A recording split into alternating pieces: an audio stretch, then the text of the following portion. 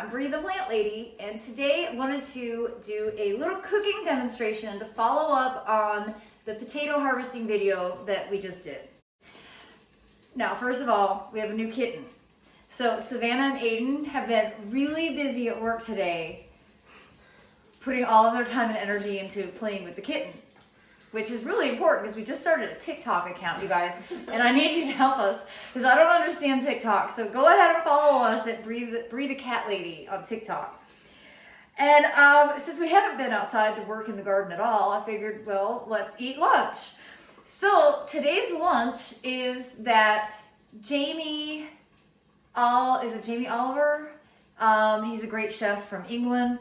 It's his smashed potato recipe. And I'm using the tiniest tomatoes from our harvest because these are the ones that actually, well, they don't store that long. Now, the bigger potatoes that we harvested are right here in this bowl. And you'll notice they have not been washed. And that is strategic. This will actually help them last longer as they sit here on the counter and we eventually use them. But all these smalls are best just to get eaten, especially the really, really tiny ones, because those will actually rot in just like less than a week. Now, I'm boiling these, power boiling these, so that they'll be nice and soft, and then they will get added to this skillet. Got a little hotter than ideal, but these are onions and garlic that we also just harvested. So this is 100% lunch from the foodscape.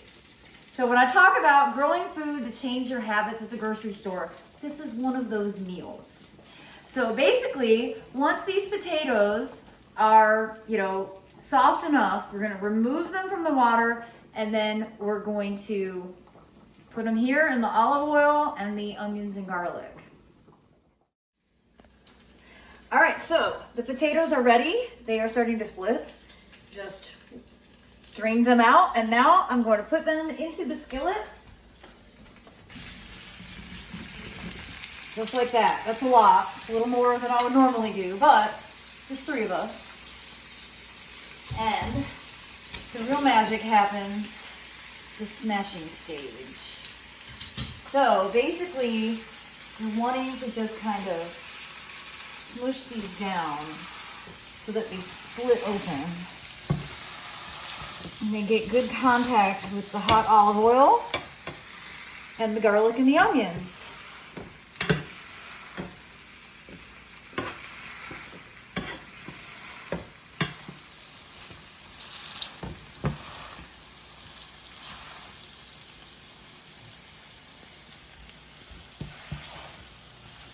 All right, so now I'm just gonna add a little more olive oil and then we're gonna season it because I haven't actually used any salt yet, and salt and potatoes go hand in hand.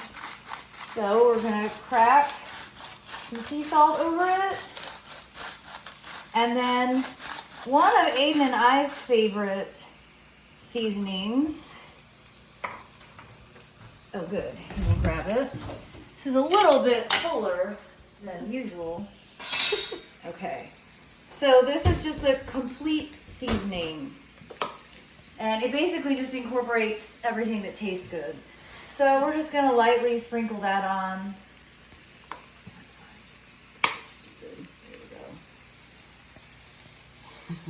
we go. Just lightly. Slightly. And then we'll just flip-flop it around. We're only going to do it in this skillet for a few minutes, and I'm going to go ahead and pop broil on.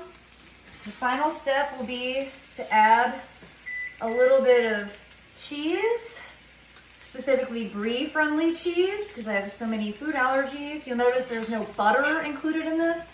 So I've taken the original recipe and made it brie-friendly.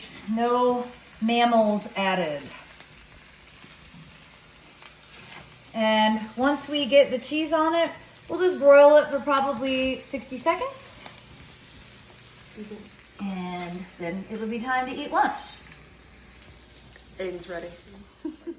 All right, we are ready to eat our lunch.